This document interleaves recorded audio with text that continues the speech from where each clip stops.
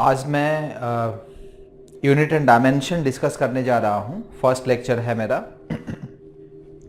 मेरा नाम गोपेंद्र कुमार सिंह है और मैंने आईटी बीएचयू से बीटेक किया है और ये अड्डा 247 पे क्रैश कोर्स सीरीज में फिजिक्स का मेरा फर्स्ट लेक्चर है। And today we will discuss units and dimensions. ये यूनिट्स एंड डायमेंशंस का जो टॉपिक है ये एक जनरल टॉपिक है फिजिक्स में, जो कि हर चैप्टर में जहाँ जहाँ भी नई नई क्वांटिटीज इंट्रोड्यूस होंगी वहाँ हम यूनिट्स एंड डायमेंशंस की बात करेंगे। एक्चुअली यूनिट्स एंड डायमेंशंस की ज़रूरत क्यों पड़ती है? इसलिए ज़रूरत पड़ती है क्योंकि जब भी हम फिजिक्स में बेसिकली करते क्या है, हम क्वांटिटीज़ के बारे में पढ़ते हैं। किसके बारे में पढ़ते हैं? क्वांटिटीज़ के बारे में। और उन क्वांटिटीज़ को पढ़ते हैं कि आखिर वो क्वांटिटीज़ क्या है, और साथ ही साथ हम लोग उन क्वांटिटीज़ को मेज़र भी करते हैं। तो जैसे उन क्वांटिटीज़ को मेज़र करने के लिए हम जैसे वर्ड्स यूज़ करते हैं, ज़्यादा है, कम है। ये ज़्यादा और कम एक एग्जैक्ट मेजरमेंट नहीं देता। ज़्यादा मतलब बताता है कि मतलब ज़्यादा है, कम मतलब थोड़ा है। लेकिन exact amount of a quantity which is being measured को एक्सप्लेन करने के लिए हम लोग जिस क्वांटिटी को भी मेजर कर रहे हैं उसको एक उसके पर्टिकुलर अमाउंट से, फिक्स्ड अमाउंट से कंपेयर करते हैं। अब जैसे मान लो कि हमने एक अमाउंट फिक्स कर दिया, लेंथ का ही एक पर्टिकुलर लेंथ फिक्स कर दिया। जैसे एक स्टिक ले लिया, कभी कभी हम मेजर करते हैं, जैसे ये बोर्ड मेजर करना है, तो बोर्ड मेजर करना है, सो कुछ भी स्केल नहीं है अगर आपके पास, सो आप क्या करना शुरू करते हैं? ऐसे मेजर करना शुरू करते हैं, देसी तरीके से। कौन से तरीके से? देसी तरीके से। 2, 3 और ऐसे करते हुए मेजर करते हैं। जैसे हम लोग अभी पढ़ रहे हैं कि भाई इस बोर्ड का जो लेंथ है वो 10 है, तो क्या 10 इंटू दिस वन, यहां से लेके यहां तक का जो लेंथ है इसको 1 मान रहे हैं, उसका कितना टाइम्स है इस बोर्ड का लेंथ? 10 टाइम्स है। सो एक्चुअली हमने क्या किया, इस लेंथ ऑफ द बोर्ड को कंपेयर किया एक particular fixed amount of length से। तो ये जो अमाउंट ऑफ लेंथ जिससे हमने कंपेयर किया इसको, उसी को हम लोग यूनिट लेंथ मानेंगे। यूनिट लेंथ इस पर्टिकुलर मेजरमेंट के लिए। सो इस पॉइंट ऑफ व्यू से हम लोगों को यूनिट पढ़ना जरूरी हो जाता है। क्यों? क्योंकि हमें कोई भी क्वांटिटी अगर मेजर करना है तो उस क्वांटिटी को मेजर करने के लिए we need to compare this particular quantity with a fixed length। एक फिक्स्ड लेंथ से हम कंपेयर करेंगे और उस फिक्स्ड लेंथ से कंपेयर करके बताएंगे कि उस फिक्स्ड लेंथ का कितना गुना है या क्या फ्रैक्शन है उसका, उस पर्टिकुलर लेंथ का। ये तो मैंने लेंथ के बारे में डिस्कस किया। ऐसा आप फिजिक्स के हर क्वांटिटी के बारे में ऐसा ही सेम डिस्कशन कर सकते हैं। तो वो जो फिक्स्ड लेंथ है जिसे कंपैरिजन करके और हम अपने क्वांटिटी का अमाउंट को एक्सप्रेस करते हैं, वही बोला जाता है यूनिट। उस पर्टिकुलर क्वांटिटी के लिए यूनिट बोला जाएगा उस पर्टिकुलर फिक्स्ड लेंथ को जिससे उस क्वांटिटी को मेजर करते वक्त हमने कंपेयर किया है। जैसे मान लो कि जैसे हम सब लोग जानते हैं कि 10 मीटर लेंथ को अगर मेजर करते हैं तो मीटर में मेजर करते हैं। किस में मेजर करते हैं? मीटर में।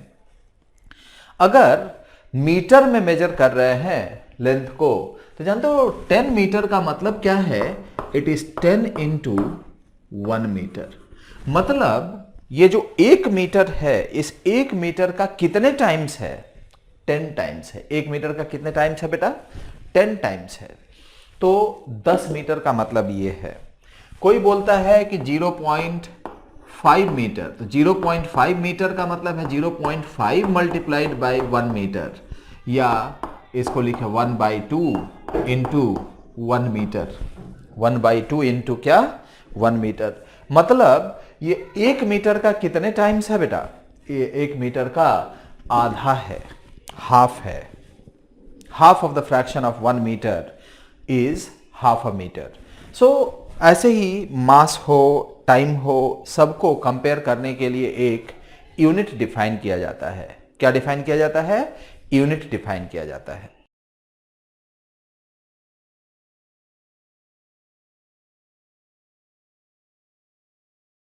सो यूनिट क्या होता है? तो यूनिट एक फिक्स्ड क्वांटिटी होता है, फिक्स्ड क्वांटिटी, फिक्स्ड वैल्यू होता है किसी क्वांटिटी का, जिससे कंपेयर करके हम उस क्वांटिटी के अमाउंट को एक्सप्रेस करते हैं। सो किसी भी क्वांटिटी के मेजरमेंट के लिए हम लोग यूनिट्स यूज करते हैं। सो अब यहां यूनिट्स के बेसिस पे यूनिट्स एंड डायमेंशन, डायमेंशन क्या है ये हम later on I will discuss it कि what are the dimensions. So units and dimensions के बेसिस पे जो क्वांटिटीज हैं फिजिक्स में, उनको हम 2 पार्ट में कैटेगराइज करते हैं। कितने पार्ट में? 2 पार्ट में। एक पहला होता है क्वांटिटीज जो हैं, क्वांटिटीज ये 2 तरह के होंगे। एक को हम लोग बोलते हैं बेस या फंडामेंटल, और दूसरा डेराइव्ड। एक को हम लोग क्या बोलेंगे? बेस क्वांटिटी या क्या बेटा? Fundamental quantity. और दूसरे को हम लोग बोलेंगे डेराइव्ड क्वांटिटी।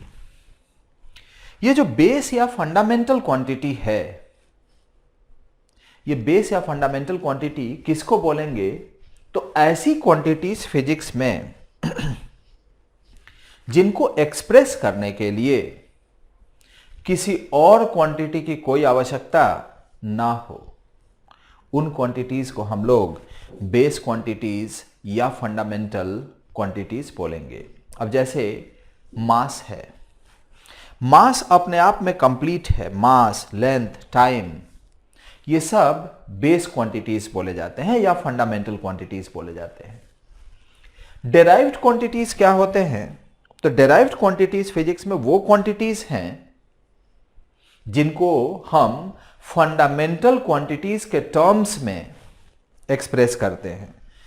एक और बात, एक और मतलब बेस क्वांटिटीज के बारे में यहां पे बहुत सारे बच्चे झगड़ा भी करने लगते हैं कभी कभी कि सर बेस क्वांटिटी आपने बोला कि किसी और क्वांटिटी के टर्म्स में इसको एक्सप्रेस नहीं किया जा सकता, और आपने मास का एग्जांपल लिया, तो मास को तो हम लिख सकते हैं कि it is density into volume mass होता है। बिल्कुल होता है, इसमें कोई बिल्कुल शक नहीं है। फिर इसको बेस क्वांटिटीज कैसे बोलेंगे? बेस क्वांटिटी क्यों बोलेंगे मास को? लेकिन मास बेस क्वांटिटी है। एक्चुअली फंडामेंटल क्वांटिटी का जो एक्चुअल डेफिनेशन है कि जितने भी फंडामेंटल क्वांटिटीज हैं उनमें से किसी एक को बाकी दूसरे फंडामेंटल क्वांटिटीज के टर्म्स में एक्सप्रेस नहीं किया जा सकता। Fundamental, any one of the fundamental quantities can not be expressed in terms of the other fundamental quantities, right? इसलिए उसको हम लोग क्या बोलेंगे? दैट इज बेस या फंडामेंटल क्वांटिटीज। अब इन बेस क्वांटिटीज का यूज करके, जैसे जो भी बेस क्वांटिटीज हैं उन सब का यूज करके हम फिजिक्स की सारी क्वांटिटीज को डिराइव कर सकते हैं, या हम बोलेंगे कि फिजिक्स की बाकी जितनी क्वांटिटीज है ना, those all quantities can be expressed in terms of what? Fundamental quantities, or those all quantities can be derived in terms of fundamental quantities. इसीलिए उनको derived quantities बोलते हैं। एक्चुअली बहुत सारी क्वांटिटीज हैं, सबको अलग अलग पढ़ना बहुत ही मुश्किल था, इसलिए क्वांटिटीज को 2 बॉक्सेस में, 2 पार्ट में कैटेगराइज कर दिया गया। फंडामेंटल क्वांटिटीज या बेस क्वांटिटीज, एंड सेकेंड क्या? Derived quantities. फंडामेंटल या base quantities, again I will repeat it, वो क्वांटिटीज, वो क्वांटिटी जो कि अदर फंडामेंटल क्वांटिटीज के टर्म्स में एक्सप्रेस नहीं किया जा सकता, उसको क्या बोलेंगे? Fundamental quantity. दूसरा ये डिराइव्ड क्वांटिटीज, ये वो क्वांटिटीज हैं जिनको हम फंडामेंटल क्वांटिटीज के टर्म्स में डिराइव कर सकते हैं, डिराइव कर लेते हैं, उनको हम लोग क्या बोलते हैं, derived quantities. So this is the definition. अब हम आते हैं यूनिट के बारे में। सो यूनिट्स जो हैं ये भी दो तरह के यूनिट्स हैं। एक होगा बेस या फंडामेंटल और दूसरा डेराइव्ड। सेम जैसी क्वांटिटीज वैसा इनका यूनिट्स। सो किसी क्वांटिटी को मेजर करने के लिए हम उस क्वांटिटी के अमाउंट को एक पर्टिकुलर यूनिट वैल्यू से, उस क्वांटिटी के यूनिट वैल्यू से मेजर करते हैं, उसी को unit of that particular quantity बोला जाता है। जैसे लेंथ को इन जनरल हम लोग मीटर से कंपेयर करते हैं। तो यहां जो यूनिट्स हैं, यूनिट्स भी दो तरह के हैं। फंडामेंटल क्वांटिटीज के जो यूनिट्स होंगे या बेस क्वांटिटीज के जो यूनिट्स होंगे वो बेस या फंडामेंटल यूनिट्स बोले जाएंगे। डेराइव्ड क्वांटिटीज के जो यूनिट्स होंगे वो डेराइव्ड यूनिट्स बोले जाएंगे। तो यहां भी क्लियर है कि जो डेराइव्ड यूनिट्स हैं दे can B derived by the help of what, base और द फंडामेंटल यूनिट्स, बेस और द फंडामेंटल यूनिट्स। जो डेराइव्ड क्वांटिटीज या डेराइव्ड यूनिट्स हैं दे can B derived by the help of what, by the help of derived or the base or the fundamental units. So ये base quantities and fundamental, base quantities और fundamental quantities या derived quantities के बीच में difference को represent करता है। तो अब हम यहाँ डिस्कस करेंगे कि आखिर कौन कौन सी क्वांटिटीज हैं जिनको हम लोग बेस या फंडामेंटल क्वांटिटी बोलते हैं और कौन कौन सी क्वांटिटीज हैं जिनको डेराइव्ड क्वांटिटीज बोलते हैं। तो बेस या फंडामेंटल क्वांटिटीज जो हैं उनके यूनिट्स को बेस या डेराइव्ड यूनिट्स बोलेंगे। ऐसे 7 क्वांटिटीज हैं सिर्फ फिजिक्स में जिनको कि बेस या फंडामेंटल क्वांटिटी बोलते हैं और उनके यूनिट्स को बेस या डेराइव्ड, बेस या फंडामेंटल यूनिट्स बोलेंगे। तो यहां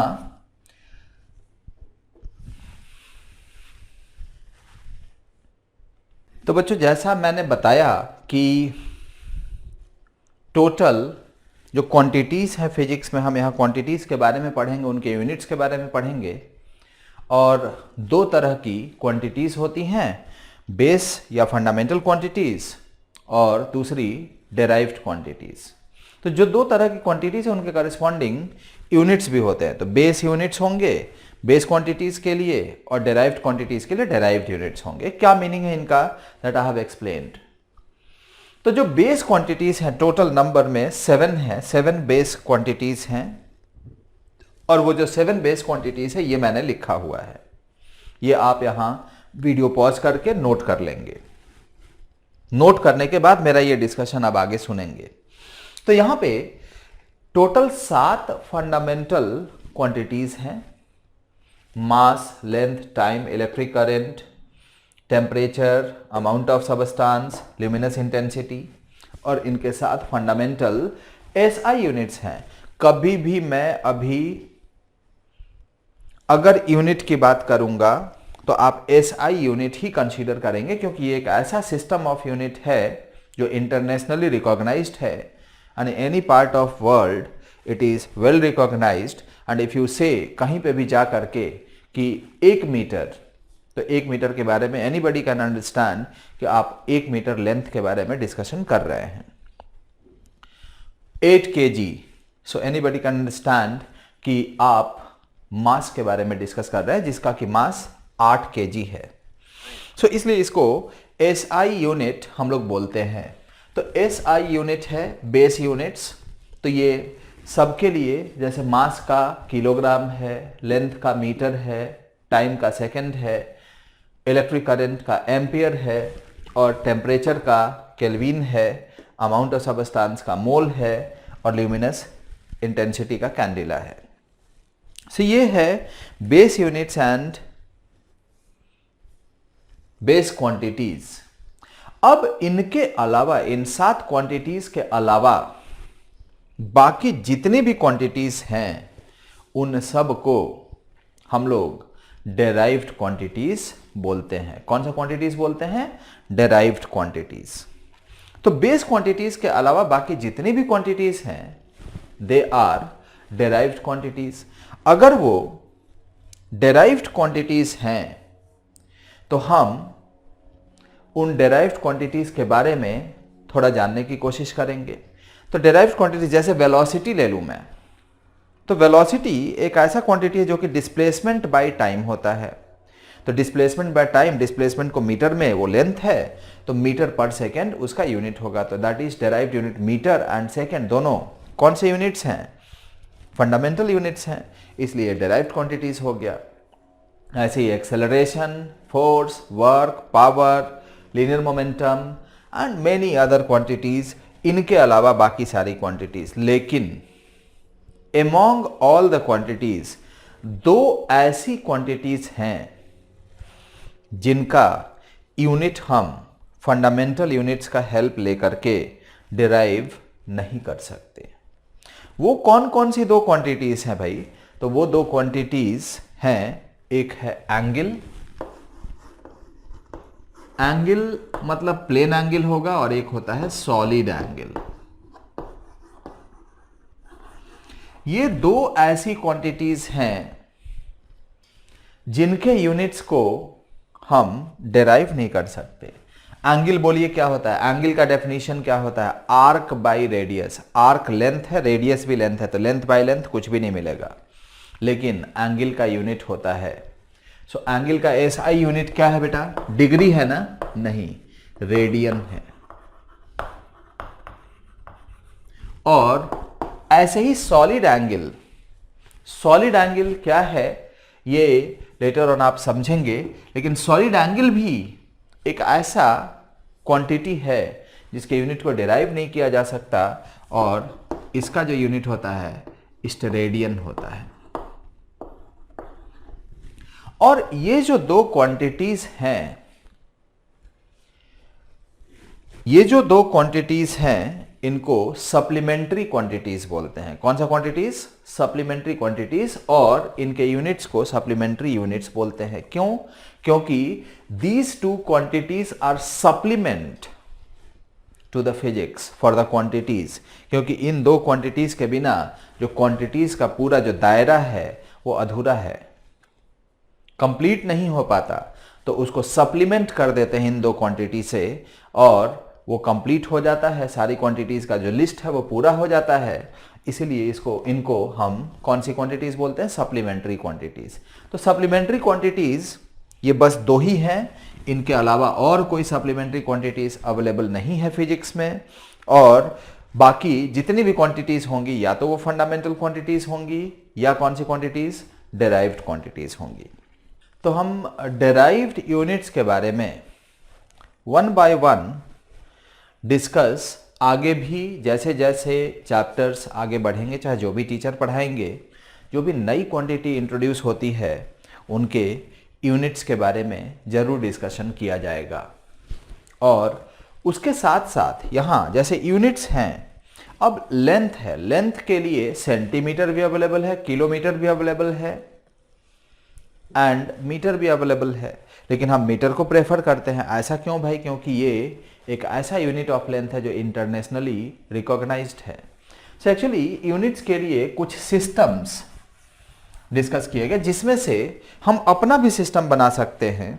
हम डिफाइन कर दें कि भाई इस लेंथ को हम यूनिट मानेंगे, इस मास को हम यूनिट मास मानेंगे, इस पर्टिकुलर इंटरवल ऑफ टाइम को एक यूनिट मानेंगे, and accordingly we can define our own system.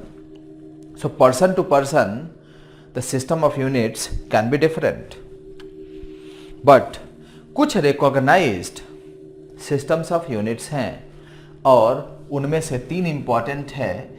एक है सीजीएस यूनिट। सीजीएस यूनिट में लेंथ को सेंटीमीटर से, मास को ग्राम से एंड टाइम को सेकेंड से मेजर करते हैं। दूसरा है MKS सिस्टम। MKS सिस्टम में मास को, ये मीटर है actually, this is metre length को, this is kg and this is second. ऐसे ही SI सिस्टम है।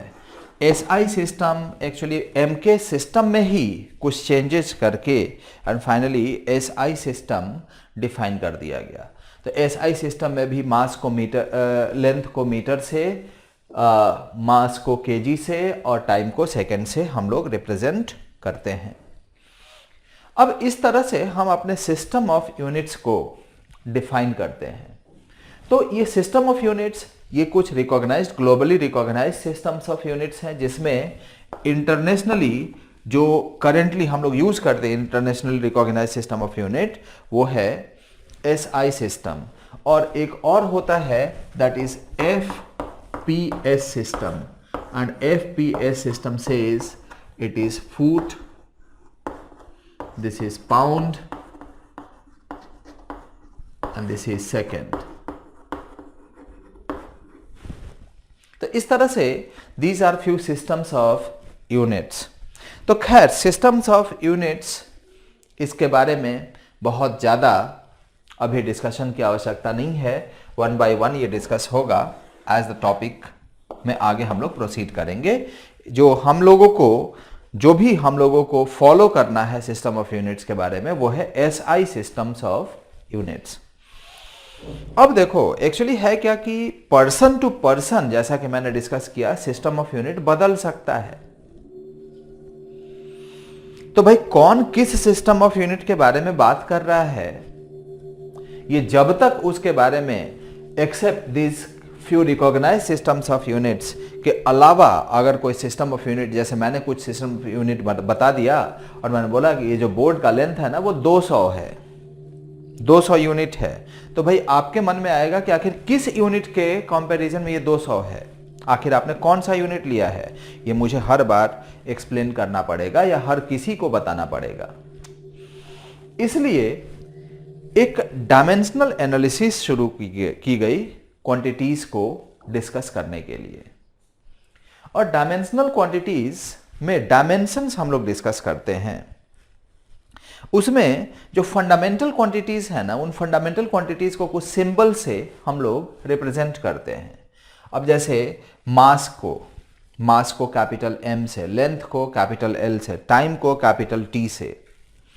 सो M for mass, L for length, T for time, theta और K for temperature, I/A for what, it is for current.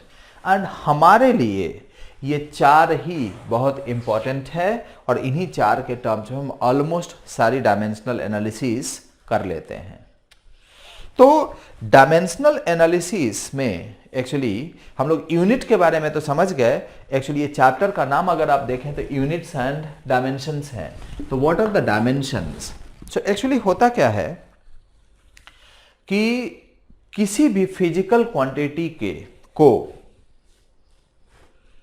Express करने के लिए, किसी भी फिजिकल क्वांटिटी को एक्सप्रेस करने के लिए जो फंडामेंटल क्वांटिटीज हैं उन पे जो पावर रेज किया जाता है, उन पावर्स को हम लोग डायमेंशंस बोलते हैं। उन पावर्स को क्या बोलते हैं? डायमेंशंस बोलते हैं। एंड उन पावर को रेज करके एक जो फॉर्मूला वहां दिखता है उसको हम लोग डायमेंशनल फॉर्मूला बोलते हैं। फिर से सुनिए, आई विल रिपीट अगेन।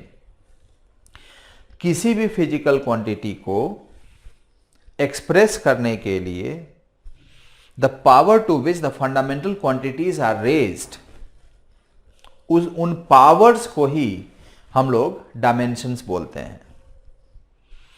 और उस फॉर्मूले को जिसमें फंडामेंटल क्वांटिटी के टर्म्स में हमने रिप्रेजेंट किया है उसी को हम लोग क्या बोलेंगे? Dimensional formula. तो हर बार अब जैसे मान लो कि मास के लिए m यूज कर रहे हैं तो हर बार मास थोड़ी लिखेंगे, इसीलिए सिंबल यूज कर लेते हैं। तो ये सिंबल्स हैं जिनको हम लोग यूज करते हैं। अब जैसे मान लो कि वेलोसिटी है, तो वेलोसिटी है तो वेलोसिटी होता है क्या, डिस्प्लेसमेंट बाय टाइम। तो अगर डिस्प्लेसमेंट बाय टाइम है तो डिस्प्लेसमेंट के लिए अगर हम यूनिट लिखें इसका, तो इसका जो यूनिट होगा, यूनिट ऑफ वेलोसिटी, तो यूनिट होगा डिस्प्लेसमेंट के लिए मीटर और टाइम के लिए सेकेंड, तो मीटर पर सेकेंड इसका SI यूनिट हो गया। लेकिन डायमेंशनल फॉर्मूला की बात करें तो डिस्प्लेसमेंट के लिए L यूज करेंगे, टाइम के लिए T यूज करेंगे। तो जो वेलोसिटी के लिए डायमेंशनल फॉर्मूला हम लिखते हैं, ऐसा सिंबल लिख देना, तो इस सिंबल के अंदर कौन सी क्वांटिटी है, वेलोसिटी, तो ये बोलेंगे डायमेंशनल फॉर्मूला ऑफ वेलोसिटी। और ये डायमेंशनल फॉर्मूला ऑफ वेलोसिटी क्या होगा, L/T है, तो इसको हम LT-1 लिखेंगे। चाहे तो ऐसे भी लिख सकते हैं या हम इसको लिख सकते हैं m का पावर 0, L का पावर 1, T का पावर -1। ये 1 ना भी लिखें तो चलेगा। तो ये डायमेंशनल फॉर्मूला हो गया।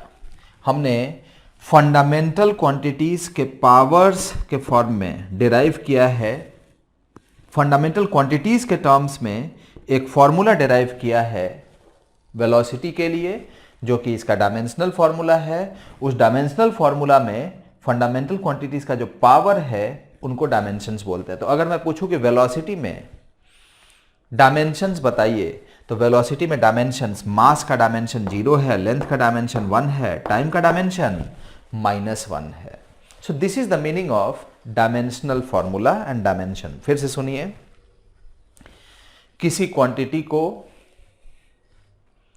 फंडामेंटल क्वांटिटीज के टर्म्स में डिराइव कर सकते हैं। The formula which represents a formula in terms of fundamental quantities which represents a quantity will be known as its dimensional formula, and the power to which the fundamental quantities are raised in the dimensional formula will be called what? Dimensions will be called what? Dimensions. Dimensional formula में fundamental quantities पे जो power raise किया जाता है वही क्या है, dimensions है। वही क्या है, डायमेंशंस है। तो ये डायमेंशनल फॉर्मूला हम ऐसे डिराइव करेंगे, जैसे हम फॉर एग्जांपल फोर्स ले ले बेटा। If I take force as an example, force क्या होता है, तो this is force. Force is equal to mass into acceleration. Mass का जो ये डायमेंशन होगा या मास का जो सिंबल है वो m है, इनटू ये वेलोसिटी बाय टाइम होता है, change in velocity by change in time होता है। तो velocity, change in velocity, it is LT-1 होगा, डिवाइडेड बाय t होगा। इन सब को अगर हम लिखें तो m का पावर 1, L फिर t टू द पावर, ये t-1 है, -2। तो ये फोर्स के लिए डायमेंशनल फॉर्मूला हो गया। अब ये डायमेंशनल फॉर्मूला क्यों इंपॉर्टेंट है, देखो सिस्टम ऑफ यूनिट बदल सकता है क्वांटिटीज के लिए। एक पर्टिकुलर क्वांटिटी के लिए, जैसे वेलोसिटी ही अगर हम ले लें, तो वेलोसिटी के लिए SI सिस्टम में metre per second, MK system में भी यही होगा, CGS में सेंटीमीटर पर सेकेंड हो जाएगा, FPS में फीट पर सेकेंड हो जाएगा। तो अलग अलग सिस्टम में यूनिट बदल सकता है, लेकिन ये जो डायमेंशनल फॉर्मूला है वेलोसिटी का जो हमने डिस्कस किया था, क्या होगा, LT-1, ये कभी नहीं बदलेगा, ये हमेशा सेम ही रहेगा, लेंथ बाय टाइम होगा। सो इसीलिए dimensional formula has an important role in physics. और डायमेंशनल फॉर्मूला अगर किसी क्वांटिटी का आपको पता है, तो हम उस डायमेंशनल फॉर्मूला का यूज करके हम उस क्वांटिटी का किसी भी सिस्टम में यूनिट लिख सकते हैं। We can write an unit in any one of the systems. Like मान लो कि LT-1 है, अब इससे ये किसका है, वेलोसिटी का, तो मीटर पर सेकेंड हो जाएगा, सेंटीमीटर पर सेकेंड हो जाएगा, इसका फीट पर सेकेंड हो जाएगा। कोई और भी यूनिट, सिस्टम ऑफ यूनिट हो तो उसमें हम इसके यूनिट को लिख सकते हैं। देखो हम बेसिक को यहाँ डिस्कस कर रहे हैं और actually we are not going more on the questions but we are concentrating on basics. That basic we must be cleared, और ये जब तक क्लियर नहीं होगा तब तक क्वेश्चंस में बहुत प्रॉब्लम हो जाती है। अब जैसे बच्चों, मैं यहाँ एक क्वेश्चन ले रहा हूँ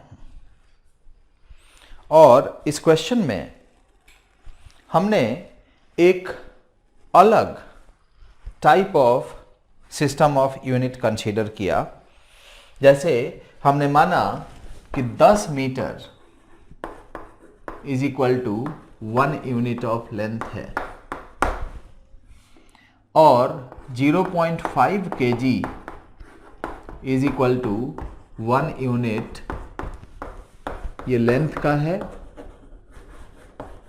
और ये मास का है,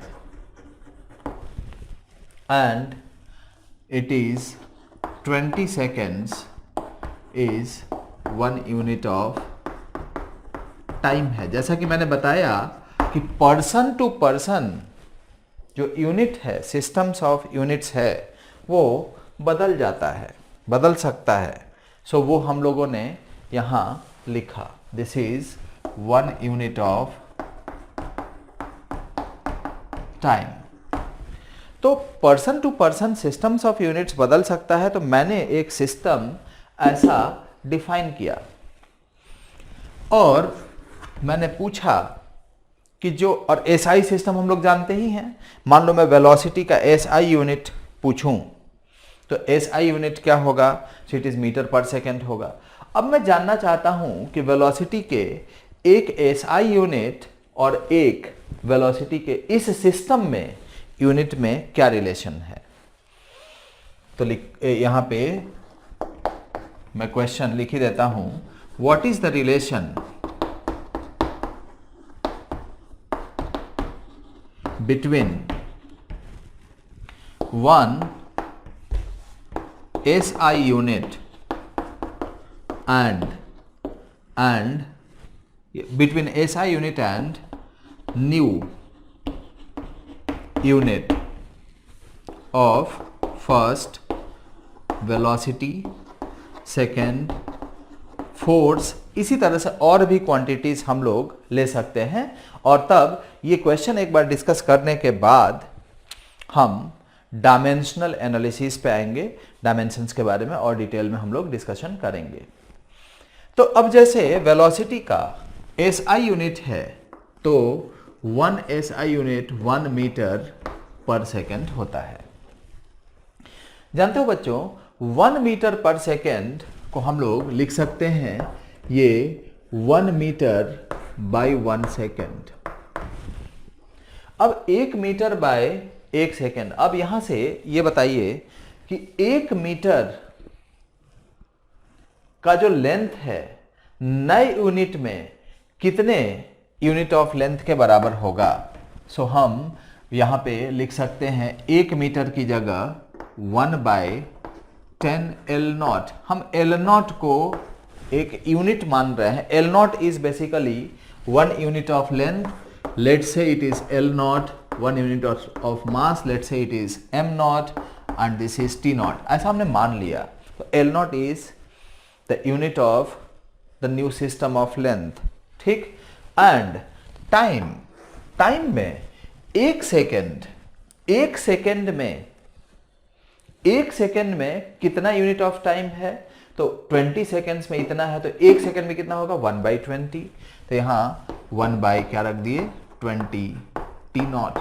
सो we get it is, if you solve then I think it is 2 L0 by T0 we will get 2 L0 by क्या T0 वी विल गेट। तो ये है 1 मीटर पर सेकेंड और न्यू सिस्टम ऑफ यूनिट दोनों के बीच में relation. So 1 metre per second is equal to, it is 2 L0 by what T0। ऐसे ही मैंने बोला कि फोर्स को भी आप डिस्कस करिए।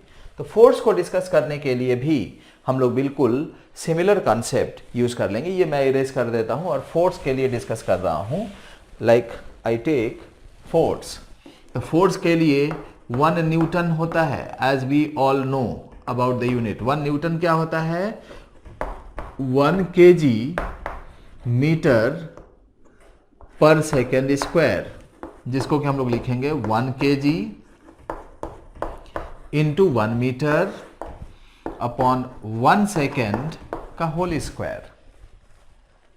कभी भी इस यूनिट का मतलब यही है कि 1 kg का मास अगर 1 मीटर पर सेकेंड स्क्वायर से एक्सेलरेट हुआ तो उसको हम लोग बोलेंगे 1 न्यूटन का फोर्स उस पर लग रहा है।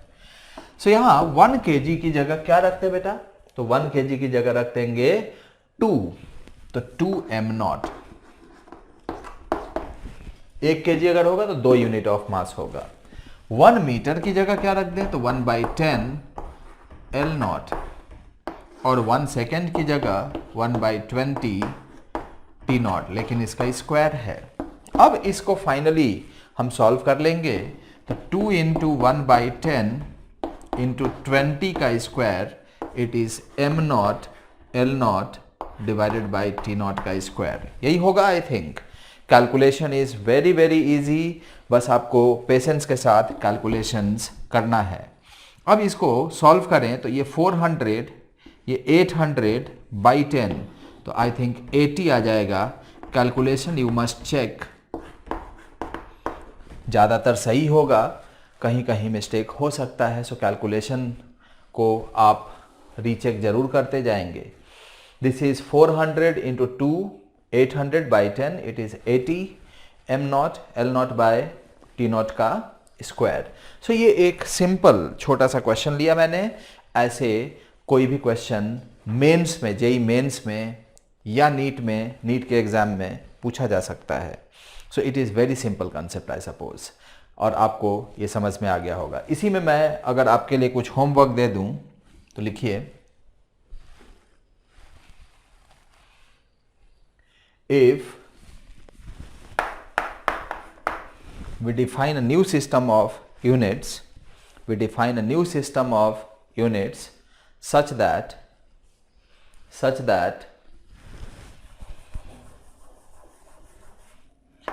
5 meters is equal to 1 unit,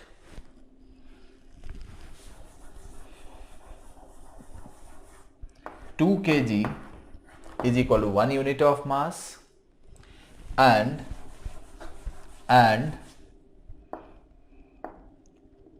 50 seconds is equal to 1 unit of time, then find the relation between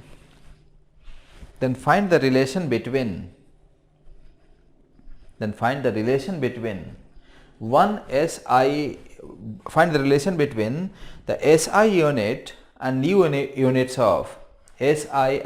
units of first acceleration,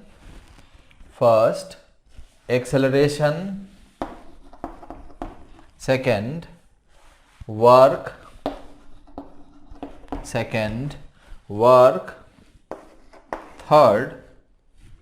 third it is pressure, and fourth Young's modulus. Young's modulus I think आप 12th पास करने जा रहे हैं, आपको Young's modulus के बारे में पता होगा। स्ट्रेस बाय स्ट्रेन होता है, एंड अकॉर्डिंगली इसका यूनिट और डायमेंशन लिख सकते हैं। बच्चों अब हम लोग आगे डायमेंशनल एनालिसिस पढ़ने वाले हैं। उससे पहले मैंने एक क्वेश्चन लिखा है, इसमें कुछ क्वांटिटीज़ लिखी हुई हैं। उन सारी क्वांटिटीज़ का डायमेंशनल फॉर्मूला आपको बताना है या डिराइव करना है। फोर्स है, वर्क है, टॉर्क है, surface tension, coefficient of viscosity, pressure, wavelength, heat energy, kinetic energy, stress, strain, Young's modulus, charge, permittivity of free space, permeability of free space, इसको एप्सिलॉन नॉट और म्यू नॉट से लिखते हैं, voltage, capacitance, resistance और भी बहुत सारी quantities हम लोग लिख सकते हैं. We can take an example. So इन सब का आपको क्या लिखना है? डायमेंशनल फॉर्मूला डिराइव करना है, लिखना है. और डायमेंशनल फॉर्मूला इन सब का डिराइव करने के बाद हम लोग अब डायमेंशनल एनालिसिस शुरू करेंगे. तो आप क्या करेंगे? इसको नोट भी कर लेंगे और अपना उचित समय लेके और सब आप ट्राई कर लेंगे. अब हम लोग डायमेंशनल एनालिसिस में कुछ पॉइंट्स डिस्कस करेंगे. इसमें जो सबसे पहला पॉइंट है, first point, it is for dimensional analysis.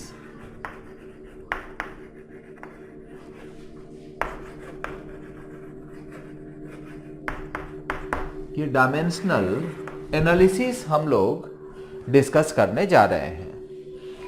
इस डायमेंशनल एनालिसिस में जो पहला पॉइंट होता है वो प्रिंसिपल ऑफ होमोजेनिटी को डिस्कस करता है और वो ये बताता है कि हमेशा सेम टाइप ऑफ क्वांटिटीज को ही एक दूसरे के साथ ऐड, सब्ट्रैक्ट या एक दूसरे से इक्वेट किया जा सकता है.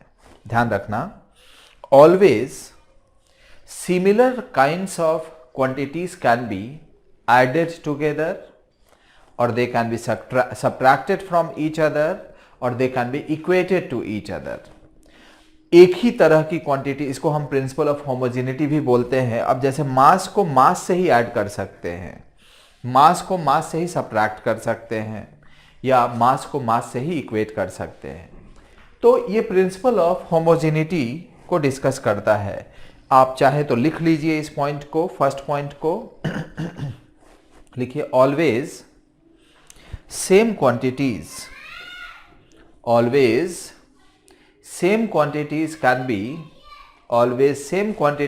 be added or subtracted or equated to each other एक ही तरह की क्वांटिटीज को हम लोग ऐड, सब्ट्रैक्ट या इक्वेट कर सकते हैं. ये फर्स्ट पॉइंट हो गया. सेकंड,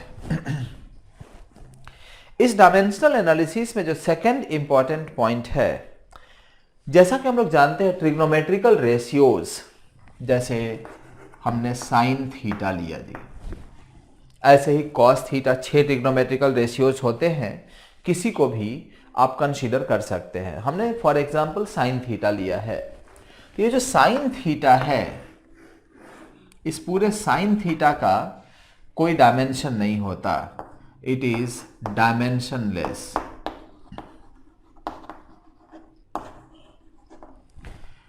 डायमेंशनलेस होता है एंड यूनिटलेस भी होता है. Unitless and dimensionless, dimensionless and unitless. तो साइन थीटा अगर इस तरह से, जैसे साइन है, साइन ऑफ एनी क्वांटिटी, इसका कोई डायमेंशन या कोई यूनिट नहीं होता. बिल्कुल सेम तरीके से कॉस का भी, cos theta, tan theta, cot theta, sec theta, cosec theta, इन सब के लिए भी सेम हम लोग कंसिडरेशन रखेंगे. ये जो थीटा है ना, ये थीटा भी ये डायमेंशनलेस है. ये डायमेंशनलेस है लेकिन इसका यूनिट होता है. जैसा कि मैंने डिस्कस किया था कि एंगल का एक कौन सा यूनिट होता है? सप्लीमेंट्री यूनिट होता है. सो इसका एक सप्लीमेंट्री यूनिट होता है बेटा. तो साइन थीटा का कोई यूनिट और डायमेंशन नहीं होता, लेकिन थीटा का डायमेंशन तो नहीं होता लेकिन यूनिट एग्जिस्ट करता है. ऐसे ही सारे ट्रिग्नोमेट्रिकल रेशियोज के लिए same concept we can use. This is the second point. ये सारे पॉइंट्स जो डायमेंशनल एनालिसिस में मैं डिस्कस कर रहा हूं, they are very important points and question solve करने के पॉइंट ऑफ व्यू से these are very important. Third, e to the power x, जिसको कि हम लोग एक्सपोनेंशियल एक्स बोलते हैं। क्या बोलते हैं? Exponential x. तो एज ए होल इस एक्सपोनेंशियल एक्स के लिए हम लोग लिखते हैं it is unitless and dimensionless. और जो x है ये भी बिल्कुल सेम यूनिटलेस एंड डायमेंशनलेस होता है। मतलब एक्सपोनेंशियल x में e to the power x का ना तो कोई यूनिट होगा, e to the power x type से अगर कुछ भी एक्सप्रेशन है फिजिक्स में तो उसका ना तो कोई यूनिट होगा और ना ही कोई डायमेंशन होगा। और साथ ही साथ जो पावर x है, x सिर्फ x की बात करें तो वो भी यूनिटलेस एंड डायमेंशनलेस होता है। This is the very important third point for the dimensional analysis. Now we come to the fourth point and this fourth point says that जैसे ln x लिखते हैं या हम इसको log x to the base e बोलते हैं। ln x मतलब log x, logarithm, logarithmic functions. ln x या log x इसका कोई यूनिट या डायमेंशन नहीं होता, तो यूनिटलेस एंड डायमेंशनलेस। यूनिटलेस या क्या होता है? डायमेंशनलेस होता है। और जानते हो जो x है जिसका लॉग लिया जा रहा है ये भी यूनिटलेस एंड डायमेंशनलेस ही होता है। तो ये 4 पॉइंट्स बहुत ही इंपॉर्टेंट हैं। These 4 are very very important points. अब इन 4 पॉइंट्स के लिए हम कुछ क्वेश्चंस लेके इन चारों पॉइंट्स को वन बाय वन फाइनली हम लोग डिस्कस करेंगे। ये 2 क्वेश्चंस लिया है मैंने, जो कि पहला जो पॉइंट था उसके लिए उसको जस्टिफाई करने के लिए हमने ये 2 क्वेश्चंस लिए हैं। पहला पॉइंट क्या था? Principle of homogeneity. Same kind के क्वांटिटीज को ऐड या सब्ट्रैक्ट या इक्वेट किया जा सकता है। यहाँ पे एक चीज ध्यान रखना है, एक और पॉइंट ध्यान रखना है। जैसे a, b और c, ये क्वेश्चन क्या है? वेलोसिटी को इक्वेट किया गया है at square plus bt plus c, जहां a, b, c कॉन्स्टेंट्स हैं, t टाइम है, तो SI units and dimensional formula of a, b and c को बताना है। सिमिलरली यहाँ फोर्स को इक्वेट किया गया है at plus b by x से, और यहाँ भी a और b कॉन्स्टेंट्स हैं और इनका डायमेंशनल फॉर्मूला हमें बताना है। तो कांस्टेंट्स के बारे में ध्यान रखिएगा। कांस्टेंट्स का मतलब ये नहीं है कि वो यूनिटलेस होंगे। कांस्टेंट्स यूनिटलेस डायमेंशनलेस भी हो सकते हैं और कांस्टेंट्स का यूनिट और डायमेंशन भी हो सकता है। अब जैसे ग्रेविटेशनल कांस्टेंट है, एक कांस्टेंट है ये, लेकिन ये यूनिटलेस नहीं है, ठीक। लेकिन रिलेटिव डेंसिटी है, रिलेटिव डेंसिटी भी एक पर्टिकुलर गिवन सबस्टेंस के लिए कांस्टेंट वैल्यू है, लेकिन ये यूनिटलेस एंड डायमेंशनलेस क्वांटिटी है, जबकि डेंसिटी ऐसा नहीं है। तो इस तरह से हम लोग कई सारे डिफरेंट कांस्टेंट्स के बारे में पढ़ते हैं जिनका यूनिट और डायमेंशन होता है, और बहुत सारे ऐसे भी कांस्टेंट्स होते हैं जिनका कोई यूनिट और कोई डायमेंशन नहीं होता। तो कांस्टेंट्स आर ऑफ 2 टाइप्स। पहला constants having no unit no dimension, दूसरा constants having units and dimensions. पहला क्वेश्चन हम लोग कंसीडर करते हैं, तो इसका जो आंसर या इसका सॉल्यूशन अगर हम देखें तो वेलोसिटी को इक्वेट किया गया है किससे? at square plus bt plus c से। जानते हो बेटा, ये at square plus bt plus c, ये 3 क्वांटिटीज हैं जिनको ऐड किया गया है और इनको वेलोसिटी से इक्वेट किया गया है। तो जरूर प्रिंसिपल ऑफ होमोजेनिटी से वेलोसिटी का जो डायमेंशन होगा वो at स्क्वायर का होगा, वही bt का होगा और वही क्या होगा? c का होगा।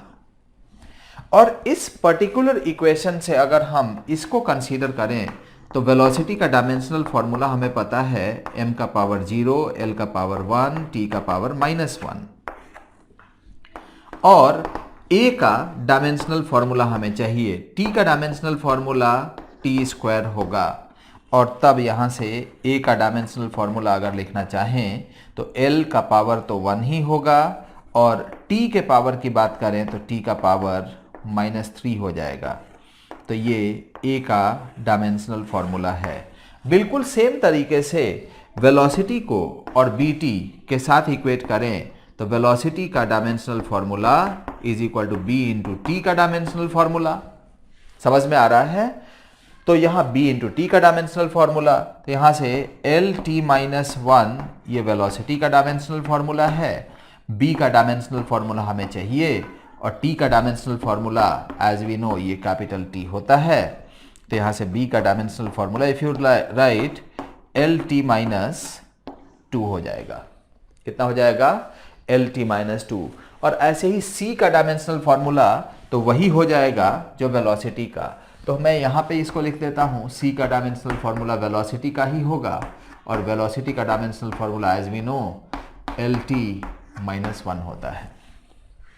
होप सारे बच्चों को ये इसका सॉल्यूशन समझ में आया होगा। यहाँ कुछ ऐसे कांस्टेंट्स हैं जिनका हमें यूनिट और डायमेंशन बताना था। डायमेंशनल फॉर्मूला हमने लिख लिया, अब यूनिट बताना है। इसका अगर यूनिट बताना है, एल का क्या होता है? मीटर, और पर सेकेंड क्यूब, ये इसका SI यूनिट हो गया। इसका अगर यूनिट बताना है तो इसका मीटर पर सेकेंड स्क्वायर, इसका C का तो it is metre per second. अगर डायमेंशनल फॉर्मूला अगर पता चल जाए ना, तो हम डायमेंशनल फॉर्मूला का यूज करके और यूनिट SI यूनिट बहुत ही इजीली, बहुत ही जल्दी लिख सकते हैं। ऐसे ही इसको भी सॉल्व करना है। इसको सॉल्व करने के लिए थोड़ा सा मैं स्पेस यहाँ बना ले रहा हूँ। फिर से प्रिंसिपल ऑफ होमोजेनिटी का हम लोग यूज कर लेते हैं। तो जो फोर्स है it is equal to AT से इक्वेट करेंगे, इज इक्वल टू B/x से इक्वेट करेंगे। तो अगर हम A का डायमेंशनल फॉर्मूला या फोर्स का लिखें तो mlt-2 होता है। A का डायमेंशनल फॉर्मूला हम इन दोनों को अगर इक्वेट करें तो, और T का डायमेंशनल फॉर्मूला T होता है। A का जो डायमेंशनल फॉर्मूला है that can be written as mlt-3। अगर मान लो तुम्हें यूनिट भी लिखने की आवश्यकता है तो यूनिट m का क्या हो जाएगा? kg, l का मीटर एंड पर सेकेंड क्यूब, ये हो जाएगा इसका SI यूनिट। इसी तरह से b का भी डायमेंशनल फॉर्मूला या उसका SI यूनिट आपको कैलकुलेट करना हो तो सेम कंसेप्ट, सेम स्टेप्स को फॉलो करते हुए आप इसको इजीली सॉल्व कर लेंगे। तो उसको मैं सॉल्व नहीं कर रहा हूं, उसको आप सॉल्व कर लेंगे, ऐसा मैं एक्सपेक्ट करता हूं। यहां फिर से हम लोगों ने 2 और क्वेश्चन लिया, और इस क्वेश्चन में हम लोगों ने साइन थीटा और एक्सपोनेंशियल x का कोई यूनिट और डायमेंशन नहीं होता, ये जो पॉइंट डिस्कस किया था उसको यहां जस्टिफाई करेंगे हम लोग।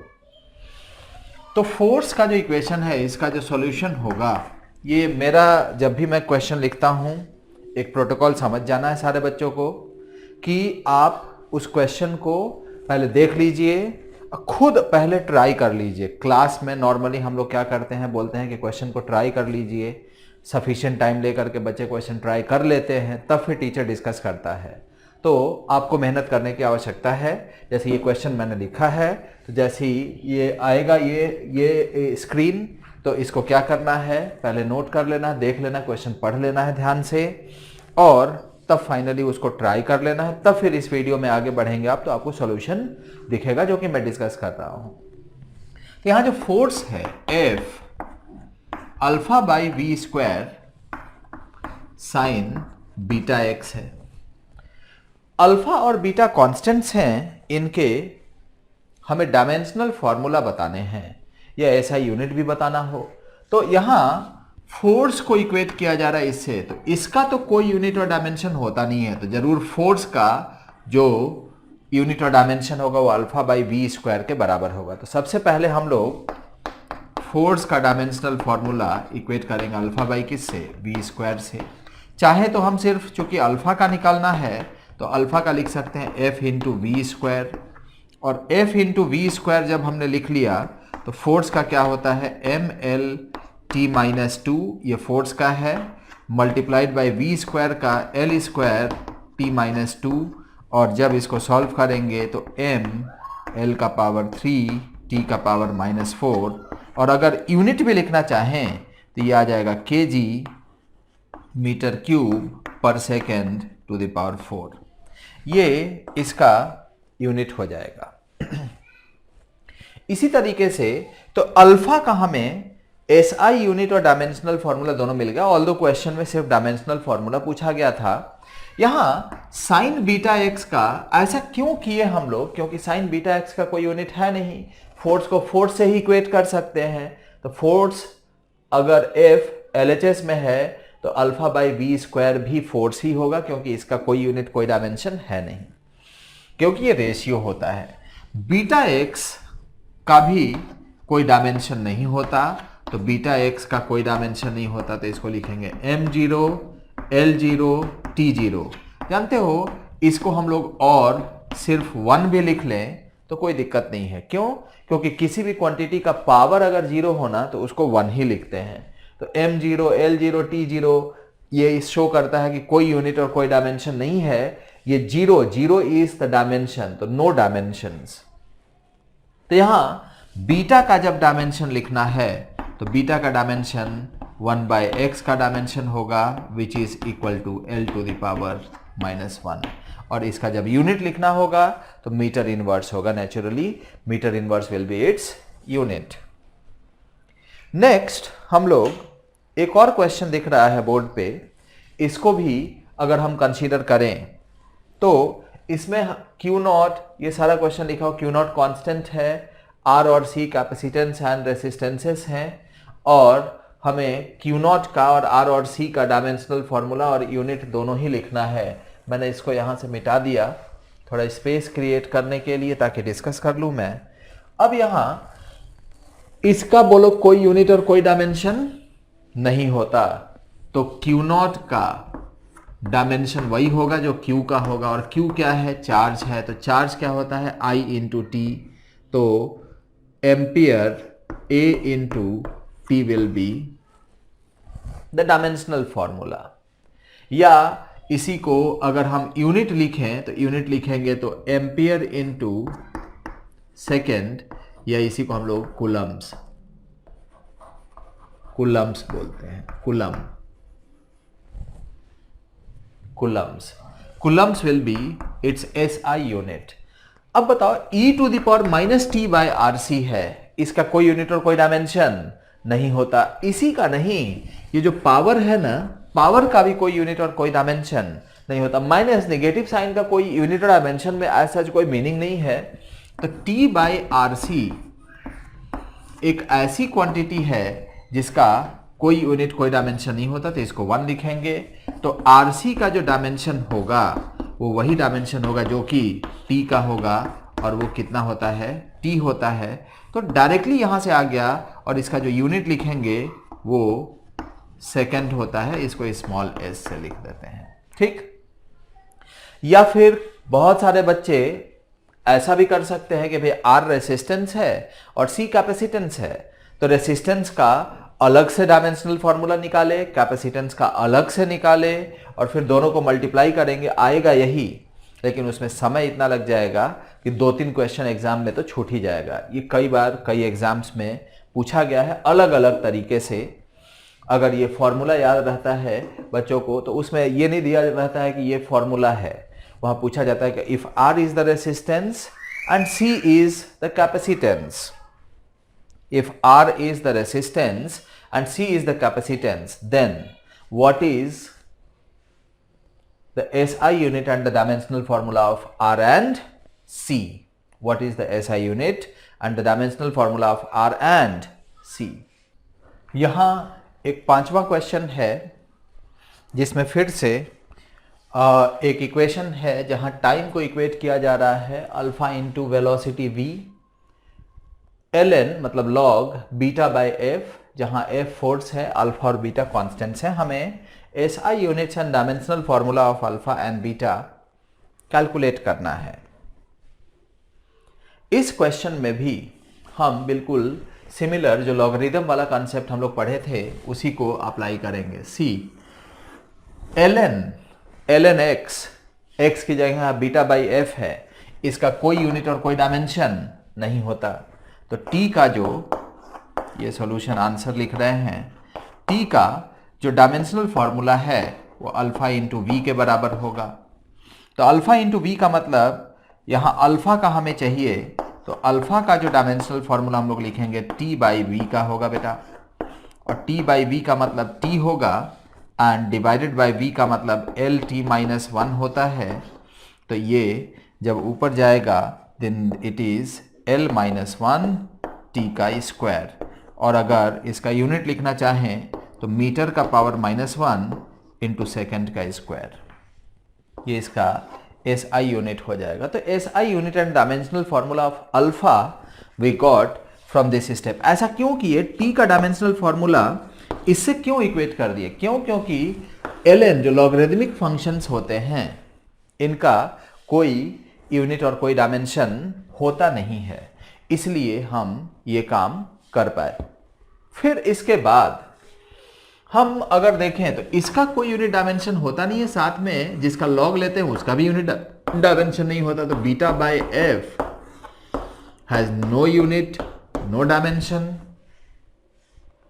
अगर ऐसा है तो बीटा का अगर हम लिखें तो वही होगा जो फोर्स का यूनिट और डायमेंशन होगा, तो इसका डायमेंशनल फॉर्मूला लिखें M L T minus two, ये बीटा का डायमेंशनल फॉर्मूला, और अगर यूनिट लिखें तो KG metre per second square, या इसी को हम लोग न्यूटन बोलते हैं, that is only called what? Newton. तो ये डायमेंशनल एनालिसिस हुआ जो कि हम लोगों ने अभी जस्ट डिस्कस किया। हर एक पॉइंट को हमने कुछ क्वेश्चंस के थ्रू जस्टिफाई करने का कोशिश किया। इस तरह का क्वेश्चन आता है तो यही अप्रोच होना चाहिए आपका। हमने इसको कुछ क्वेश्चन से जनरलाइज करने की कोशिश की है, ठीक। अब हम next applications of dimensional analysis को डिस्कस करने जा रहे हैं। किसको? एप्लीकेशंस ऑफ डायमेंशनल एनालिसिस को डिस्कस करने जा रहे हैं। Now we are going to discuss about applications of dimensional analysis one by one. अब हम लोग एक एक करके डायमेंशनल एनालिसिस के एप्लीकेशंस को डिस्कस करने जा रहे हैं। देखो, डायमेंशनल एनालिसिस का जो पहला एप्लीकेशन है जो कि ऑलरेडी हम लोग पढ़ चुके हैं, वो ये है कि हम किसी भी कांस्टेंट का SI unit and dimensional formula हम कैलकुलेट कर सकते हैं अगर इक्वेशन पता हो तो। कैसे कैलकुलेट कर सकते थे? अभी हम लोगों ने कुछ क्वेश्चंस एग्जाम्पल के तौर पे डिस्कस किया, उसमें हम यही काम कर रहे थे। कुछ कांस्टेंट्स थे, उन्हीं का हम डायमेंशनल एनालिसिस कर रहे थे, डायमेंशंस कैलकुलेट कर रहे थे। दूसरा एप्लीकेशन ये है कि अगर किसी क्वांटिटी का डायमेंशनल फॉर्मूला पता है तो हम किसी भी सिस्टम में उसके यूनिट को एक्सप्रेस कर सकते हैं। लाइक मान लो वेलोसिटी का डायमेंशनल फॉर्मूला अगर हम लिखें तो L t का पावर -1 होता है। अब इसका डायमेंशनल एनालिसिस अगर लिखें तो SI यूनिट में it is metre per second, या इसी को MK सिस्टम में भी हम लोग बोलेंगे कि इसका यूनिट होगा। मीटर किसके करस्पॉन्डिंग? L के करस्पॉन्डिंग, T⁻⁻1 के करस्पॉन्डिंग पर सेकेंड। अगर इसको CGS, ये किस में है? MKS सिस्टम हम लिख सकते हैं, या यही SI सिस्टम में भी होगा। अगर CGS सिस्टम में लिखें तो सेंटीमीटर पर सेकेंड होगा, तो सेंटीमीटर पर सेकेंड किस में है? CGS सिस्टम में है भाई। FPS सिस्टम में अगर हम लिखें तो इट इज फुट पर सेकेंड होगा। This is in which system? FPS। तो इस तरह से कोई भी सिस्टम डिफाइन कर दिया जाए, कोई नया सिस्टम अगर कोई डिफाइन कर दे और बोले कि लेंथ को L0 से यूनिट लिखेंगे तो एल नॉट, और टाइम को टी नॉट से तो L naught by T naught हो जाएगा उसका यूनिट। तो इस तरह से हम किसी भी सिस्टम में हम यूनिट लिख सकते हैं अगर डायमेंशनल फॉर्मूला हमें पता हो किसका, किसी भी क्वांटिटी का। तो अगला जो पॉइंट है, दूसरा एप्लीकेशन अगर हम देखें, तीसरा एप्लीकेशन इवन हो जाएगा। पहला तो था कि किसी भी कांस्टेंट का कैसे निकालना है डायमेंशनल फार्मूला, वो मेथड पहले सीख चुके थे। दूसरा, अगर हमें डायमेंशनल फार्मूला किसी क्वांटिटी का पता है तो हम किसी भी सिस्टम में उसके यूनिट को लिख सकते हैं। तीसरा जो एप्लीकेशन है वो ये है कि एक फॉर्मूला अगर दिया है तो वो फॉर्मूला करेक्ट है या रॉन्ग है, इसको भी हम लोग जज कर सकते हैं डायमेंशनल एनालिसिस का यूज करके। हाउ वी कैन जज? यूजिंग कौन सा एनालिसिस? Dimensional analysis. फॉर्मूला सही है या गलत है।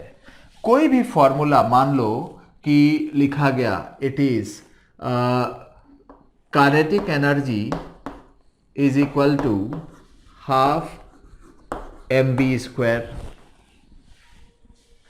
ये फॉर्मूला मैंने एग्जाम्पल से इसको बताने की कोशिश कर रहा हूं। मैं एक एग्जाम्पल लिया और वो है kinetic energy is equal to half mv square.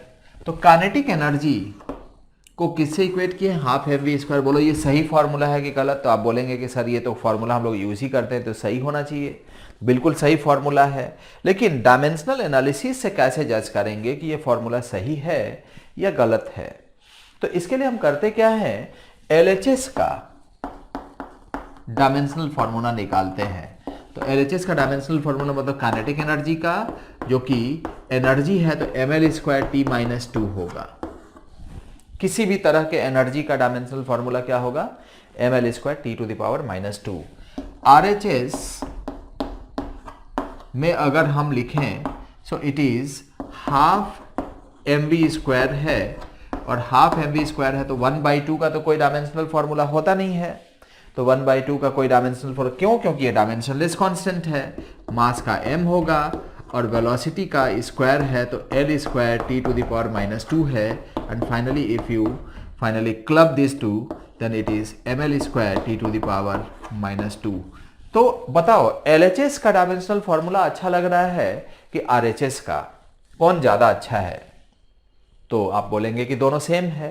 तो दोनों सेम है तो दोनों का डायमेंशनल फॉर्मूला चूंकि सेम है, इसलिए हम बोलेंगे कि kinetic energy is equal to half mv square. जो इक्वेशन है वो करेक्ट है।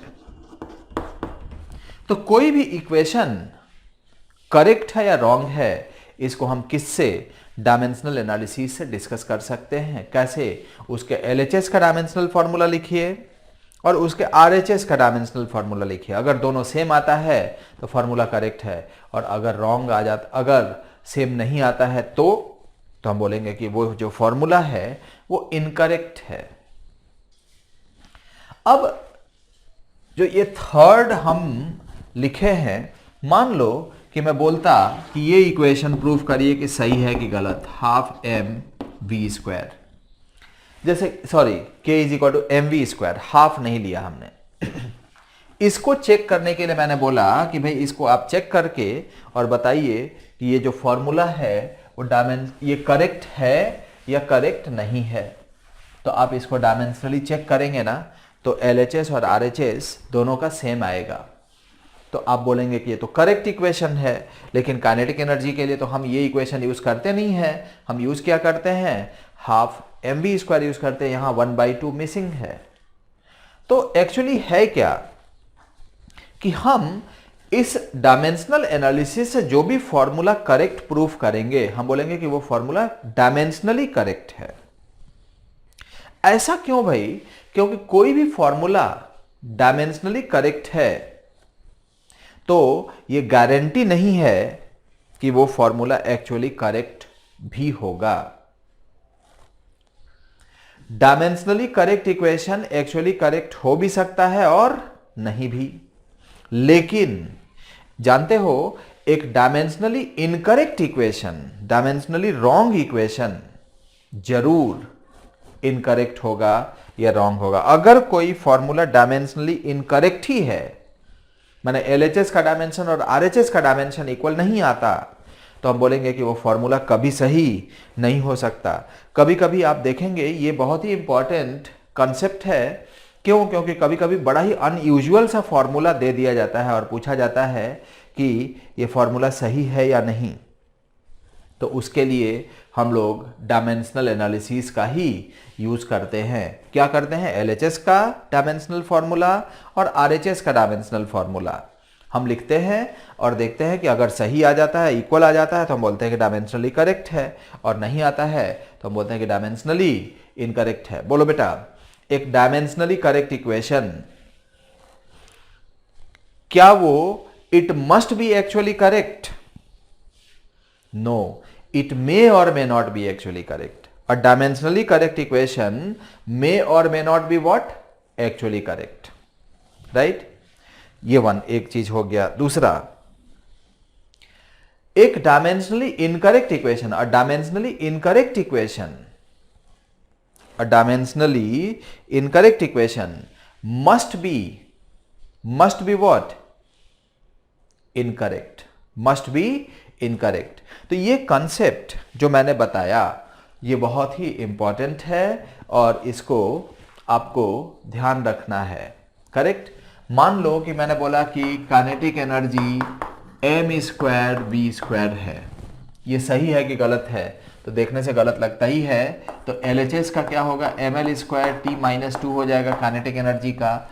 m² मतलब इट इज m², ये मास का स्क्वायर है, v² मतलब l²t⁻², दोनों का डायमेंशनल फार्मूला इक्वल नहीं है, इसलिए इस इक्वेशन को बोलेंगे कि डायमेंशनली क्या है? इनकरेक्ट है। और डायमेंशनली अगर इनकरेक्ट है तो हम ये जज करेंगे कि ये जो फॉर्मूला है एक्चुअली कभी करेक्ट हो नहीं सकता। तो ये एक पॉइंट हो गया। अब जो नेक्स्ट पॉइंट हम लोग डिस्कस करने जा रहे हैं वो ये है कि डायमेंशनल एनालिसिस का यूज करके और हम फॉर्मूला डिराइव कर सकते हैं। डायमेंशनल एनालिसिस का यूज करके क्या डिराइव कर सकते हैं? फॉर्मूला डिराइव कर सकते हैं। We can derive a formula using which analysis? Dimensional analysis. तो इस पॉइंट को भी यहां हम लोग डिस्कस कर ही लेते हैं और ये बहुत ही इंपॉर्टेंट पॉइंट है फिर से। तो डायमेंशनल एनालिसिस का यूज करके कैसे फॉर्मूला डिराइव कर सकते हैं, तो इसको हम एक एग्जांपल से डिस्कस करेंगे। ये फोर्थ पॉइंट है जो कि हम लोग अभी डिस्कस कर रहे हैं। चौथा एप्लीकेशन है। सीक्वेंस में अगर हम देखें, पहला एप्लीकेशन क्या था? किसी कांस्टेंट का हमें अगर डायमेंशनल फॉर्मूला निकालना है तो उसके लिए कैसे सॉल्व करना है वो हमने देखा। दूसरा, अगर किसी क्वांटिटी का डायमेंशनल फॉर्मूला पता है तो हम किसी भी सिस्टम में इसका यूनिट लिख सकते हैं। तीसरा, हमने देखा कि डायमेंशनल एनालिसिस का यूज करके और हम ये देख सकते हैं कि एक फॉर्मूला सही है या गलत है, लेकिन इसका कुछ लिमिटेशन मैंने बताया कि एक dimensionally correct equation actually correct हो इसकी कोई गारंटी नहीं है, जबकि एक डायमेंशनली रॉन्ग इक्वेशन जरूर रॉन्ग ही होगा, वो कभी सही हो नहीं सकता। और चौथा, हम लोग पढ़ने जा रहे हैं कि using dimensional analysis we can derive a formula. इसके लिए मैं एक एग्जांपल ले रहा हूं, बहुत ही वेल नोन एग्जांपल है, उससे हम लोग इस पर्टिकुलर एप्लीकेशन को डिस्कस करेंगे और वो है कि time period of a simple pendulum. लिख लीजिए आप, time period of a simple pendulum depends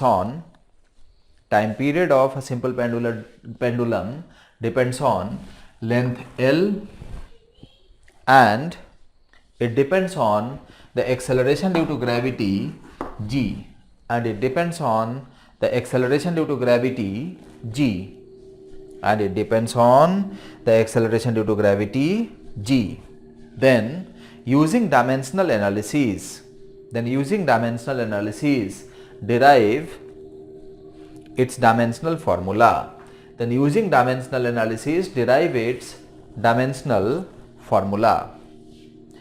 थोड़ा क्लास टाइप का फीलिंग आएगा, इसीलिए मैंने ये क्वेश्चन बोला कि आप लिख लीजिए, अदरवाइज मैं क्वेश्चन पहले से लिख लेता था, उसमें एक क्लास की फीलिंग पता नहीं कितनी आती होगी। हम लोग जैसे यूज टू है कि क्वेश्चन बोल देते हैं, लिखवा देते हैं और फिर उसको डिस्कस कर देते हैं। लिखने से होता क्या है कि बच्चा जब लिखता है क्वेश्चन तो उसमें उस क्वेश्चन के बारे में वो सोचना भी शुरू कर देता है लिखते वक्त, और क्या कैलकुलेट करना उसके दिमाग में फीड हो जाता है, क्या क्या दिया हुआ है, क्या क्या कैलकुलेट करना है, और लिखते ही वक्त वो ये भी मन में डिस्कस करना शुरू कर देता है कि अच्छा इसके लिए कौन सा फॉर्मूला यूज़ करना है, क्या कॉन्सेप्ट यूज़ करना है। इसीलिए मैंने एक थोड़ा क्लास की फील के लिए ये क्वेश्चन लिखने को बोला। तो इसको सॉल्व करने के लिए डायमेंशनल एनालिसिस से हम इसका फॉर्मूला डिराइव करने जा रहे हैं। तो इसके लिए what we do, we say the time period L के डायरेक्टली प्रोपोर्शनल है, G के डायरेक्टली प्रोपोर्शनल है, तो L के मान लेते हैं X पावर के डायरेक्टली प्रोपोर्शनल है, G के Y पावर के डायरेक्टली प्रोपोर्शनल है। तो T is directly proportional to L का पावर X, G का पावर Y। बोला L पे डिपेंड करता है, L के किस पावर के डायरेक्टली प्रोपोर्शनल है ये नहीं बताया गया। G पे डिपेंड करता है, G के किस पावर पे ये नहीं बताया गया। तो इसको जब हम लिखेंगे तो T इज इक्वल टू एक कांस्टेंट K लिखेंगे, L to the power X, G to the power Y। ये जो K है एक यूनिटलेस, लिखना पड़ेगा ये, यूनिटलेस एंड डायमेंशनलेस कांस्टेंट है। क्या? K मतलब K का कोई यूनिट और डायमेंशन नहीं होता। ये क्या है? Time period. तो जरूर इस पहले इक्वेशन से, क्योंकि ये अब यही इक्वेशन, इसमें x और y अगर हम किसी तरीके से कैलकुलेट कर लें तो हमारा इक्वेशन डिराइव हो जाएगा। तो उसके लिए हम क्या करेंगे, LHS का डायमेंशनल फॉर्मूला m का पावर 0, l का पावर 0, t का power 0 must be equal to RHS का डायमेंशनल फॉर्मूला, तो k का डायमेंशनल फॉर्मूला, l के पावर x का डायमेंशनल फॉर्मूला एंड g के पावर y का डायमेंशनल फॉर्मूला। ओके, अब इसमें अगर k का डायमेंशनल फॉर्मूला लिखें तो k का कुछ होता ही नहीं है, तो इट इज 1, या आप लिख सकते हैं m का पावर 0, l का पावर 0, t का पावर 0। l का अगर लिखेंगे तो l का पावर x, g का लिखेंगे तो l t to the power -1 का पावर क्या? y। तो ये इस तरीके से हमने लिखा। फिर इसको अगर इक्वेट करें तो m का पावर तो 0 ही आया, l का पावर आया यहाँ से x, यहाँ से y, तो x प्लस y, और t का पावर अगर हम देखें तो t का पावर -y है, और इधर क्या है? m0, l0, t0, sorry not t0, it is t1। y? क्योंकि टाइम का डायमेंशन है। अब दोनों साइड हम इक्वेट करेंगे, किसको? डायमेंशंस को। तो डायमेंशंस को दोनों साइड अगर हम इक्वेट करें, इसमें सॉल्व कर रहे हैं हम लोग, यहां तक बिल्कुल सही सॉल्व किए हैं, इसमें कुछ गड़बड़ लग रहा है। हाँ, एक्चुअली जो g है, g एक्सेलरेशन है ना, तो t टू द पावर -2 होगा बेटा, तो यहाँ t to the power -2y हो जाएगा। तो actually -2y is equal to 1 है, तो y इज इक्वल टू कितना? -1/2। Once y is equal to -1/2 तो x is equal to -y होगा, इट इज 1/2, तो x इज इक्वल टू 1/2 हो गया। तो जानते हो टाइम पीरियड का जो इक्वेशन आएगा वो k l to the power 1/2 g to the power -1/2 होगा, या k under root of l/g होगा। तो टाइम पीरियड का जो इक्वेशन हम लोगों ने डिराइव किया k under root of l/g है।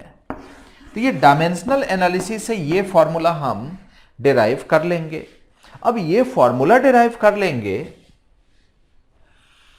तो k का वैल्यू, जो ये k है उसको हमने बोला है, हमने एज्यूम किया है k, और ये हमने बोला है कि एक यूनिटलेस एंड डायमेंशनलेस कांस्टेंट है। इस k के वैल्यू के बारे में ये डायमेंशनल एनालिसिस कुछ बताता नहीं है। अगर आपको इस फॉर्मूला के बारे में पहले से पता है तो यहां आप लिख सकते हैं whereas we know it is a very famous equation, जो k का वैल्यू होता है वो 2 पाई होता है। एक्चुअल जो फॉर्मूला आता है वो टाइम पीरियड का, वो ये फॉर्मूला आता है, time period t is equal to 2 pi under root of क्या? l/g। 2 pi under root of what L by g. तो ये है टाइम पीरियड का equation. This is the equation for the time period which we have derived and the method which I have explained to derive an equation using कौन सा analysis, dimensional analysis। अब last में इस particular chapter में एक question, और actually इसलिए क्योंकि वो भी इसी से चौथे एप्लीकेशन से ही रिलेटेड है, उसको हम लोग फाइनली डिस्कस करके और तब आगे बढ़ेंगे। बच्चों ये भी एक टाइप है ऑफ क्वेश्चन है इनफैक्ट, जो कि बहुत इंपॉर्टेंट है। जेई एडवांस में इस तरह का क्वेश्चन आया हुआ है, ये क्वेश्चन नहीं, इस तरह का क्वेश्चन जेई एडवांस में आ चुका है। जो जेई एडवांस में क्वेश्चन आया हुआ है वो तो मैं ऐसे ही लिख के छोड़ दूंगा, वो आपको करना है। यहाँ से आपको मेथड सीखना है, तो उससे आप कॉन्फिडेंट फील करेंगे। यहाँ है कि नॉर्मली हम लोग फंडामेंटल क्वांटिटीज, वो 7 फंडामेंटल क्वांटिटीज जो शुरू में मैंने बताया था, उसी को समझते हैं। लेकिन यहां हमने बोला है कि फोर्स, वेलोसिटी और टाइम, इनको फंडामेंटल क्वांटिटीज आप मानिए और डायमेंशनल फॉर्मूला डिराइव करिए किसका, मास का, एनर्जी का, प्रेशर का। तो फंडामेंटल क्वांटिटीज किसको लेना है, फोर्स, वेलोसिटी और टाइम को। तो एक तो है कि गुणा गणित करके, जुगाड़ लगा के और कोशिश करेंगे कि मास ला दें, एनर्जी ला दें, प्रेशर ला दें। इस क्वेश्चन में तो आप कर सकते हैं, कर पाएंगे इनफैक्ट, अगर कोशिश करेंगे तो। लेकिन बाकी कुछ ऐसे भी क्वेश्चंस होंगे जहां ये काफ़ी डिफ़िकल्ट होगा आपके लिए कि हम डायरेक्टली गुणा गणित करके और डिराइव कर दें फॉर्मूला। उसके लिए जो मेथड मैं बता रहा हूं वो मेथड ही काम आएगा, आपके काम का वही मेथड है। वो मेथड क्या है? तो मेथड ये है कि मान लो मास का, मैं सिर्फ मास का बता रहा हूं, या फिर आप बोलो तो प्रेशर का बता देता हूं। चलो प्रेशर का बता दे रहा हूं। प्रेशर का डायमेंशनल फॉर्मूला एक्चुअली होता क्या है? Actual dimensional formula force by क्या होता है, एरिया। तो फोर्स बाय एरिया, तो ये होता है m L-1 T-2। ये प्रेशर का डायमेंशनल फॉर्मूला एक्चुअल में होता है। अब प्रेशर को किसके टर्म्स में लिखना है भाई? तो प्रेशर को का डायमेंशनल फॉर्मूला लिखना है किसके टर्म्स में? F के टर्म्स में, V के टर्म्स में, T के टर्म्स में। तो F का पावर x मान लिए, V का पावर y मान लिए, T का पावर z मान लिए। अरे हाँ, ये बिल्कुल उसी तरीके से जैसे कि हम फॉर्मूला किसी भी क्वांटिटी का डेराइव करते हैं डायमेंशनल एनालिसिस का यूज करके, एकदम सेम वही तरीके से हम इसको करने जा रहे हैं। तो यहां प्रेशर का डायमेंशनल फॉर्मूला तो हमें पता है क्या है, ML-1 T-2। फोर्स का ML-T-2 का पावर x, वेलोसिटी का LT-1 का पावर y, और टाइम का तो t का पावर z। अब सबके पावर को एक साथ लिखेंगे, जैसे m का पावर एक साथ, l का पावर एक साथ और t का पावर एक साथ। और इधर हमें पता ही है m का पावर 1 है, l का पावर -1 है, t का पावर -2 है, और इक्वेट करके इक्वेशंस लिख के x y z निकाल लेंगे। तो हम क्या करेंगे, m का पावर क्या है तो x है, l का पावर अगर लिखें बेटा तो l का पावर x भी है, l का पावर y, तो ये जुड़ जाएगा और कोई पावर नहीं है। t का पावर अगर हम देखें तो -2x है, फिर -y है और फिर +z है। तो ये हम डायमेंशनल फॉर्मूला लिखे। अब LHS और RHS के सेम डायमेंशंस अगर हैं, सेम डायमेंशनल फॉर्मूला है, तो इनके डायमेंशंस को इक्वेट करेंगे। इक्वेटिंग डायमेंशंस, तो x बराबर क्या आ गया 1। अच्छा भाई, x प्लस वाई बराबर क्या है भाई -1। तो x बराबर अगर 1 है तो y बराबर -2 आ जाएगा। Similarly -2x minus y plus z is equal to क्या है तो -2 है। तो ये -2x मतलब -2 हो जाएगा। -y का मतलब minus of -2, correct. And plus Z बराबर क्या है -2, तो -2 को पहले ये कैंसिल ही कर देते हैं, तो z इज इक्वल टू -2 रहेगा। तो जानते हो जो डायमेंशनल फॉर्मूला है प्रेशर के लिए, तो प्रेशर का जो फाइनल डायमेंशनल फॉर्मूला हम लोग लिखेंगे, हमारा जो आंसर आएगा वो F का पावर कितना 1, V का पावर कितना होगा भाई, तो V का पावर -2 और T का पावर क्या होगा, तो T का पावर भी -2। अगर हम इसको चेक करना चाहें तो चेक भी कर सकते हैं। इसका डायमेंशनल फॉर्मूला निकालो MLT के टर्म्स में, तो वो इतना आना चाहिए। तो हम ये चेक कर पाएंगे कि वो हमने डायमेंशनल फॉर्मूला जो लिखा है वो सही है या गलत। तो बिल्कुल सेम तरीके से आप किसका, एनर्जी का और मास का सॉल्व कर लेंगे। और लास्ट में एक क्वेश्चन मैं यहाँ लिख रहा हूँ, उस क्वेश्चन को आप खुद सॉल्व करेंगे। उसमें थोड़ा मेहनत करना पड़ेगा, आपको थोड़ा टाइम देना पड़ेगा, जो कि जेई में एक बार आ चुका है ये क्वेश्चन। ये एक क्वेश्चन है, जेई में आ चुका है।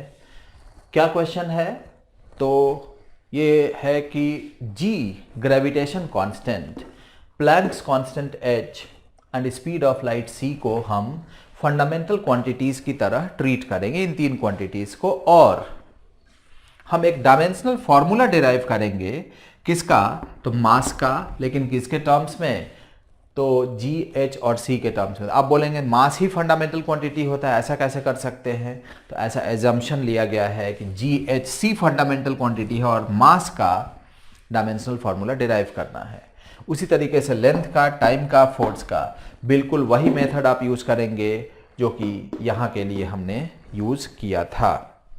यहाँ कोई कंफ्यूजन नहीं होना चाहिए। हाँ, आपको मेहनत करना पड़ेगा इस क्वेश्चन में, थोड़ा कैलकुलेशन में इनफैक्ट, बाकी कंसेप्ट में एज सच वैसा मेहनत नहीं है, एकदम सेम कंसेप्ट दोनों में यूज करना है।